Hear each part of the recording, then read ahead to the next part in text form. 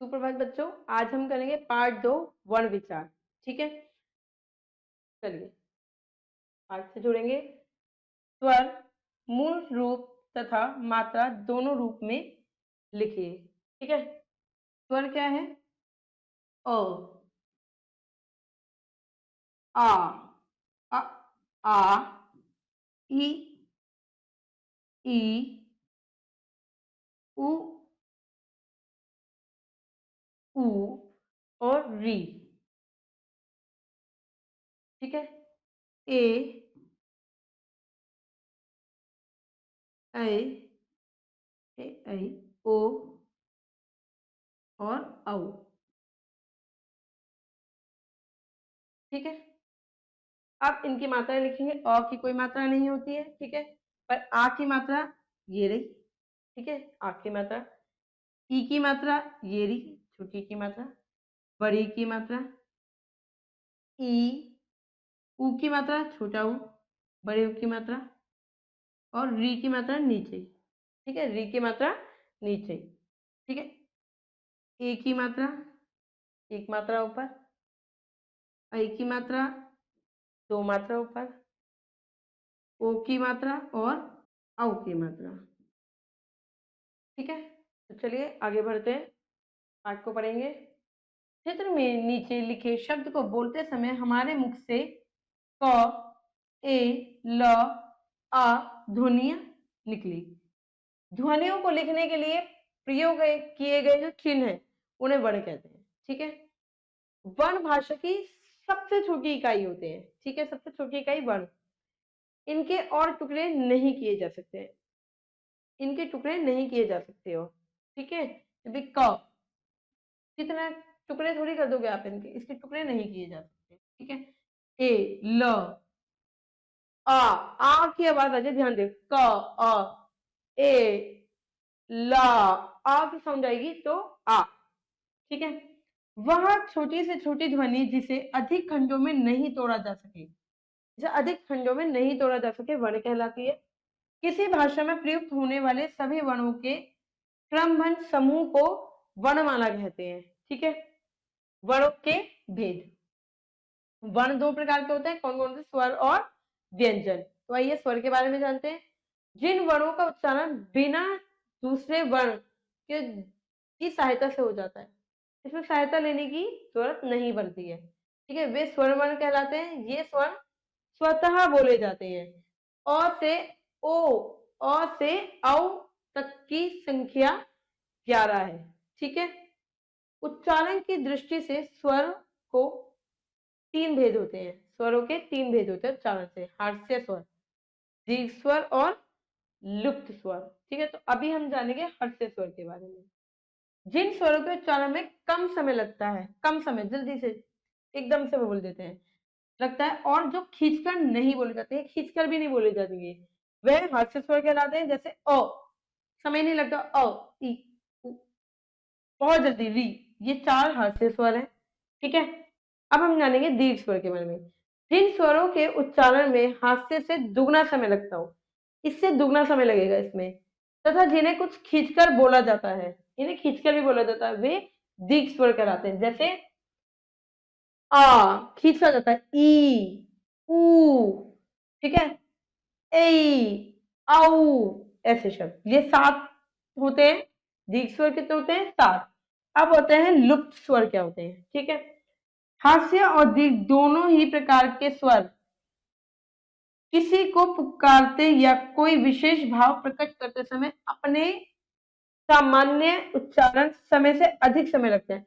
इनमें क्या है, दीर्घ से भी अधिक समय लगेगा। जैसे ओम, ठीक है, ऊपर 3 हो जाता है ओम, उसमें दीर्घ से भी अधिक समय लगता है। ठीक है, उस समय ये स्वर हास्य या दीर्घ न रहकर लुप्त हो जाते हैं। ठीक है, अतः जब किसी स्वर के उच्चारण में हास्य से तिगना समय लगे उसे लुप्त स्वर कह सकते हैं। जैसे, ठीक है, जैसे क्या है, हमारा आ गया ओम। ठीक है, ओम। लुप्त के नीचे कोई सुनिश्चित संकेत व्यवस्था नहीं है, केवल लुप्त दिखाने के लिए 3 देख रहे हैं, 3 का चिन्ह बना दिया जाता है, जैसे ओ। अच्छा, अंगा तथा अहा अयोग्य वाह कहलाते हैं। अंगा और अहा अयोग्य वाह कहलाते हैं। वर्णमाला में इसका स्थान स्वरों के बाद और व्यंजनों से पहले होता है। ठीक है। अनुस्वार क्या है? अनुस्वार क्या है बेटा? जब वो बिंदी लग जाती है, ना की ध्वनि निकलती है। देखो, यह अपने से पूर्व वर्ण के ऊपर, बिंदी के ऊपर, ठीक है, प्रयुक्त होता है। जैसे कंठ, देख रहे हैं आप, कंठ, गंगा आदि। यह हिंदी वर्णमाला के पांचों वर्गों के अंतिम वर्णों, पांचों वर्णों के अंतिम वर्णों अंगा, य, र, न, म के स्थान पर भी प्रयुक्त होता है। जैसे देखो, अंगा, गंगा, न की ध्वनि हो गया। ठीक है। इधर भी आप देख सकते हैं, कंठ, कंठ, ठीक है, संत, संत, अंबा, अंबा। अनुस्वार के उच्चारण में हवा केवल नाक से निकलती है, नाक से निकल, न की ध्वनि आएगी नाक से। अब ये अनुनासिक क्या होता है? जिन स्वरों के उच्चारण में हवा मुख और नाक दोनों से निकलती है, इसमें क्या है, मुख और नाक दोनों से निकलेंगी, वे अनुनासिक होते हैं। जिनका चिन्ह क्या होता है? चंद्र बिंदु वाला। ठीक है। जिन स्वरों की मात्राएं शिरोरेखा के ऊपर निकलती होती हैं, वहां इसे लिखने के लिए वर्ण के ऊपर चंद्र बिंदु का स्थान पर अनुस्वार लिखने का प्रचलन है। जैसे ईंट, ईंट आदि। ठीक है। विसर्ग, अब विसर्ग क्या होता है? ये संस्कृत में आप देखते होंगे, विसर्ग ऐसे दो बिंदु। ठीक है। इस ध्वनि का चिन्ह तेरा बिंदु, इसका उच्चारण ह, ह। ठीक है। ह की भांति किया जाता है। विसर्ग का प्रयोग तत्सम शब्दों में ही किया जाता है। जैसे ये देखो, प्रातः, ह की साउंड निकलती है, इसमें ह की ध्वनि निकलती है। नम, स्वतः। ठीक है, आदि। अब हम जानेंगे मात्राओं के बारे में। ठीक है।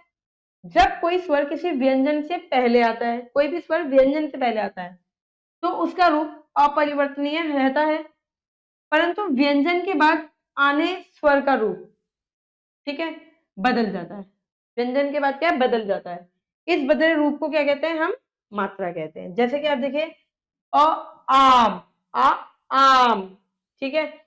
व्यंजन के बाद क्या होता है? राम, नाम। ईख आ गया, बड़ी ईख लग गया, कील, बीन। ठीक है। ये स्वर और मात्राएं आप देख लेंगे। का, की, जल्दी बोल देते हैं, की, कु, कु, कृ, के, काई, को, कौ। ठीक है। बात पते की। अ स्वर का कोई मात्रा चिन्ह नहीं होता, अ का कोई चिन्ह नहीं होता। यह यह हलंत रहित प्रत्येक व्यंजन में विद्यमान होता है। र व्यंजन में उ तथा उ की मात्रा का प्रयोग र, धन, उ, रू, रू, रुपया जल्दी बोल दिया जाता है। ठीक है। रुपया, गुरु, रुष्ट जल्दी बोल दिया। अब देखिए, र और बड़ा उ, देखिए, रूप, खींच के बोला है, रूप, कुरूप, रूमाल, रुमाल नहीं हो गया, रूमाल। ठीक है। अब हम जानेंगे व्यंजन के बारे में। व्यंजन क्या होते हैं? ऐसे वर्ण जिनका उच्चारण में स्वरों की सहायता ली जाती है, इसके उच्चारण में क्या है? स्वरों की सहायता ली जाएगी, व्यंजन कहलाते हैं। जैसे व्यंजनों को मुख्य रूप से तीन भागों में बांटा गया है। ठीक है। कौन कौन से? स्पर्श व्यंजन, अंतस्थ व्यंजन और ऊष्म व्यंजन। तो अब हम जानेंगे स्पर्श व्यंजन किसे कहते हैं। स्पर्श का अर्थ क्या होता है बेटा? छूना।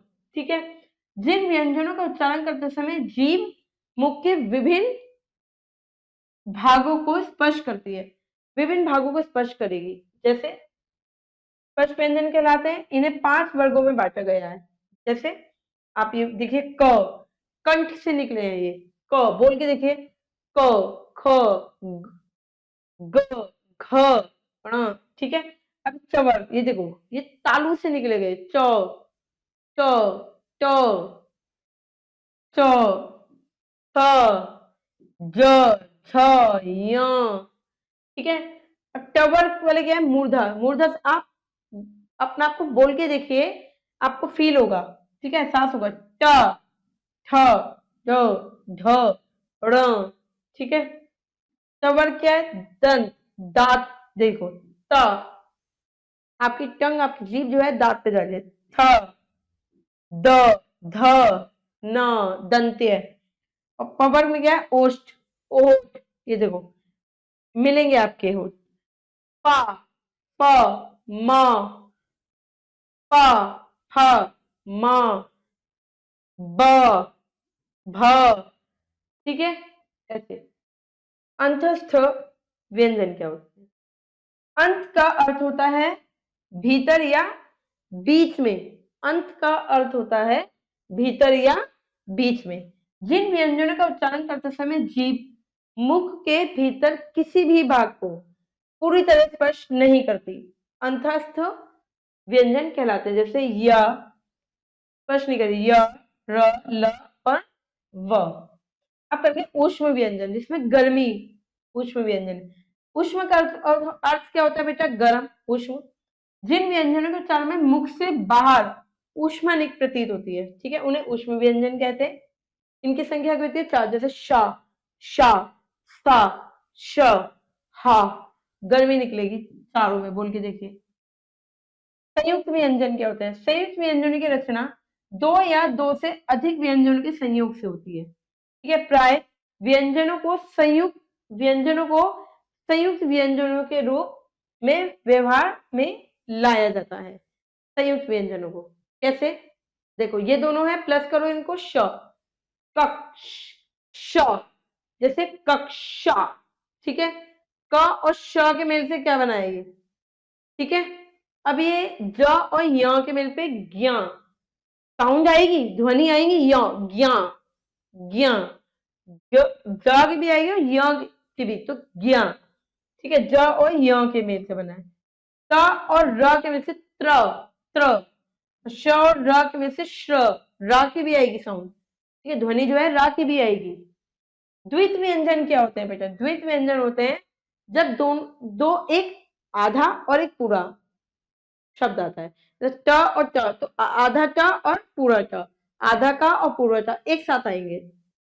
जब एक व्यंजन ध्वनि अपनी ही जैसी अन्य व्यंजन ध्वनि से मिलकर एक हो जाती है तो द्वित व्यंजन कहते हैं। जैसे देखो, आधा ता पूरा ता, पत्ता, आधा चा पूरा चा, सच्चा, आधा का पूरा का, चक्कर, आधा ना पूरा ना, अन्न, अम्मा। आप ध्यान दीजिए, अम मा, माँ जो है आधा आ रहा है, लट्टू, आधा ही बोल रहे हैं हम भी, लट्टू, टट्टू, ठीक है।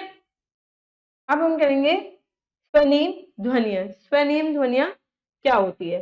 हिंदी में कुछ अन्य ध्वनियों भी विकसित हो गई हैं, ऐसी ध्वनियों को स्वनिम ध्वनियां कहते हैं, ठीक है। जैसे र और ढ, ठीक है। स्वनिम ध्वनियां ये दोनों हैं, ये दोनों ड और ढ से विकसित हुई हैं, ड और ढ से विकसित हुई है।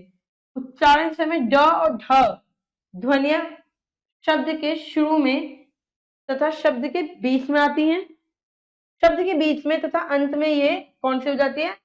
र, र में बदल जाती है। कैसे बदलती है? देखो बेटा, शुरू में है डालिया, डलिया और अंडा, ड बोल रहे हैं, ठीक है। पर अब इसकी ध्वनि देखना, बीच में लास्ट में आ रही है मोड़, सड़क, अकड़, ढ से ढक्कन और गड्ढा, ठीक है। पर यहां देखो ढ, गड़, चढ़, पढ़, कर, ठीक है। ध्वनियों में परिवर्तन हुआ था। आगत ध्वनियां क्या होती है? हिंदी में ऐसी ध्वनियां जो पहले प्रयोग में नहीं थी, परंतु अरबी, फारसी, अंग्रेजी आदि शब्दों के कारण प्रयोग में आने लगी है, तो वो क्या ध्वनि कहलाती है? आगत ध्वनियां कहलाती है। जैसे क, ख, ग, ज, प आदि आगत व्यंजनों के रूप में हिंदी प्रयुक्त की जाती है। जैसे क्या होता है? ताक, ताक। अच्छा, इस क के नीचे बिंदी है, ठीक है। इसकी क्या है? ख, क, क में आपकी जो साउंड है, जब आप क बोल रहे हो तो आपका कोई भी हवा नहीं निकल रही, पर आप बोलो ख, क, इसमें आपकी हवा निकलेगी मुंह से। मख, ख, मखमल। क, ज, ज और ज, ये जेड वाला ज, ठीक है। फल, मुंह से हवा निकलेगी ही निकलेगी। अब हम पढ़ेंगे ज और ज के बारे में। ज के नीचे बिंदु लगने पर ज इसका उच्चारण बदल जाता है। जैसे अंग्रेजी में इज के समान ज का उच्चारण। ऐसे परिवर्तन से शब्दों का अर्थ भी बदल जाता है। जैसे मेज, मेज नहीं होता, मेज, जेड वाला। हाथी, गज मतलब हाथी, गज, ज, एक प्रकार की नाप, कपड़ा को नापने वाला होता है ना यंत्र, वो, गज, कितना गज है, ठीक है, ऐसे।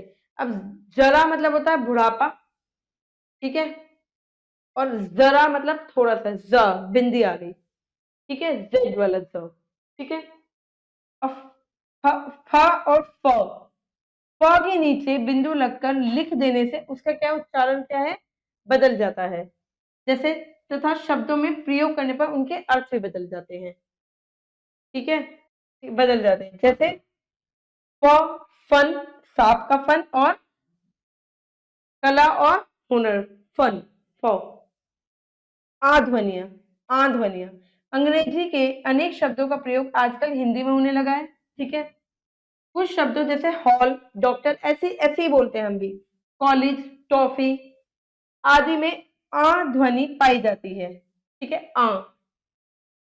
यह ध्वनि आ और ओ के बीच में स्थित होती है, जैसे डॉक्टर, ठीक है। इसका प्रयोग अंग्रेजी के शब्दों को देवनागरी लिपि में लिखने पर होता है। अब उच्चारण के आधार पर वर्गों का भेद। उच्चारण के आधार पर भाषाई ध्वनियों का उच्चारण मुख से होता है, किंतु ध्वनियों के उच्चारण स्थान मुख के भीतर भी अलग अलग होते हैं, ठीक है। मुख के जिस भाषा से जो वर्ण बोला जाता है, मुख के जिस भाषा से वर्ण बोला जाता है, जैसे कंठ से, तालु से, वही उस वर्ण का उच्चारण स्थान कहलाता है, ठीक है। जैसे कंठ वर्ण होता है, कंठस्य कहलाता है, कंठ मतलब गला, ठीक है। तालव्य कहलाता है, तो तालु से होता है। मूर्धा, जैसे कि ट, आप बोल के देखिए, ठ, मूर्धा। दंत्य, दांत से जो होते हैं, ठीक है, जैसे द, ठ, ये सब। ओष्ठ, आपके जो होठ है, वो देखिए संयोग से ओष्ठ पर मिलाकर मिलेंगे, देखो, ब, फ, भ, म, ठीक है। अब नासिक्य क्या होता है, कुछ वर्णों के पंचमाक्षर के उच्चारण में नासिका भी सहायक होती है। नासिका की सहायता से बोले जाने वर्ण नासिक्य वर्ण कहलाते हैं। न की आवाज आएगी, ठीक है, आपके नाक से न की आवाज आएगी। अब कंठ तालव्य क्या होता है, जो कण, कंठ और तालु दोनों के स्पर्श से बोले जाते हैं, ठीक है। जैसे दोनों के स्पर्श आएगा, ए आई, दोनों दोनों वर्ण। अब कोष्ठ है कौन सा था, जो दोनों की सहायता से बोले जाएंगे, कंठ और ओष्ठ की सहायता से, जैसे कि है और औ, ठीक है। अब दंत वाले जो वर्ण दांत और ओष्ठ दोनों से बोले जाएंगे, जैसे व, दांत भी लग रहे हैं और मिल भी रहे हैं, और फ, ठीक है। अब हम करेंगे व्यंजनों का संयोग तथा उनकी वर्तनी। व्यंजनों के परस्पर मेल को संयोग कहते हैं, व्यंजनों के परस्पर मेल को संयोग कहते हैं, और मिले हुए वर्णों को संयुक्त व्यंजन कहते हैं, ठीक है। ये आपको पता चल गया। इनके संयोग में जिस व्यंजन में स्वर नहीं होता उसे प्राय लिखा जाता है, आधा लिखा जाता है, ये रहा, ठीक है। कहने को ये भी आधा ही है, ठीक है। स्थान, जैसे चुस्त, तपस्वी, स्वाद, दस्यु, श, प्रश्न, अश्व आदि। कुछ व्यंजन ऐसे होते हैं जिनके अंत में खड़ी रेखा, देखिए खड़ी रेखा का प्रयोग किया जाता है, इस खड़ी रेखा को पाई कहते हैं। जैसे पाई व्यंजन, ख, ग, घ, च, देखो पाई व्यंजन, ठीक है। ये सब क्या है, पाई व्यंजन है, ठीक है। इन व्यंजनों को जब किसी अन्य व्यंजन से मिलाया जाता है तो पाई हटा दी जाती है, ठीक है, जब हम व्यंजन से करेंगे।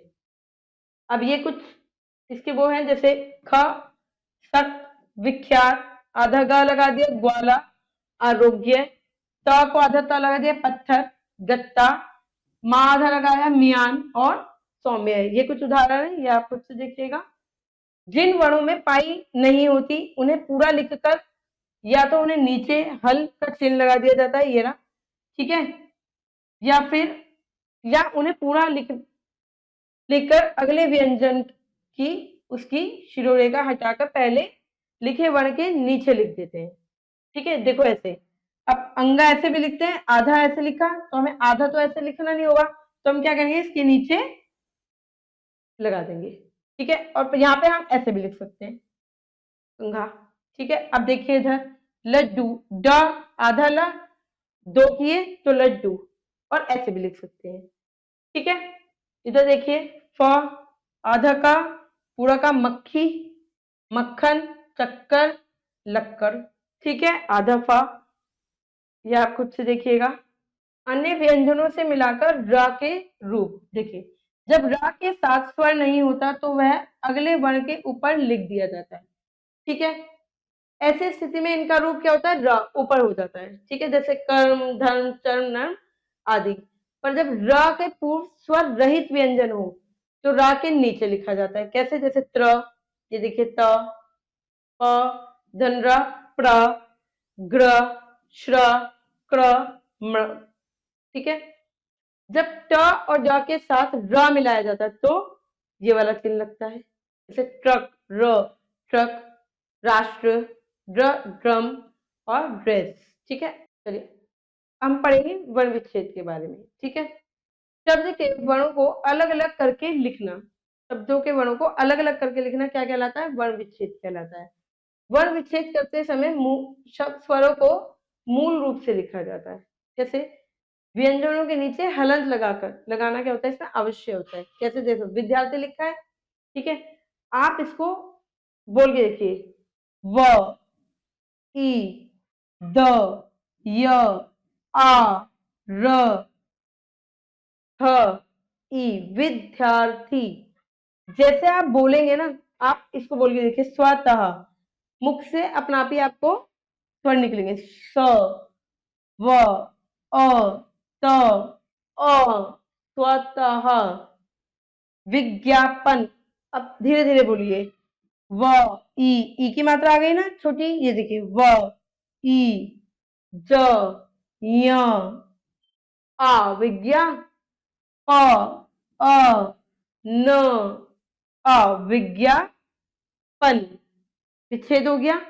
ऐसे ही आप इसको बहुत ध्यान से देखिए, त्रिकोण, ठीक। अब देखिए तो त्रि, र की साउंड आ जाए, र की ध्वनि आ जाए तो, र, ई, त्रि हो गया, क, ओ, ण, आ, त्रिकोण। ठीक है, अ की ध्वनि आ रही है बाद में, जा, वी, जान, वी, जा, आ की ध्वनि आ रही है, आ, ह, न, अ, व, ई, जान, वी, बड़ी की मात्रा बड़ी। ठीक है, ऐसे आप देखिए, प्रभास, प, र, अ, ठीक है, प्र में 3 वर्ण है, देखो प्र, प, र और अ, भ, आ, भा, आ की मात्रा देख रहे हैं, स और अ, प्रभास, आ की ध्वनि बाद में आ रही है। ठीक है, पाठ का सार पढ़ेंगे। भाषा की सबसे छोटी इकाई वर्ण होती है, या पहले ही पढ़ चुके हैं, और इनका समूह क्या कहलाता है, वर्णमाला कहलाता है। ठीक है, उच्चारण के आधार पर वर्ण कितने प्रकार के होते हैं, 2 प्रकार के होते हैं। कौन कौन से, स्वर और व्यंजन, उच्चारण के आधार पर। ठीक है, स्वर के 3 भेद होते हैं, कौन कौन से, हास्य स्वर, दीर्घ स्वर और लुप्त स्वर। व्यंजन के 3 भेद होते हैं, कौन कौन से, स्पर्श व्यंजन, अंतस्थ व्यंजन और सूक्ष्म व्यंजन।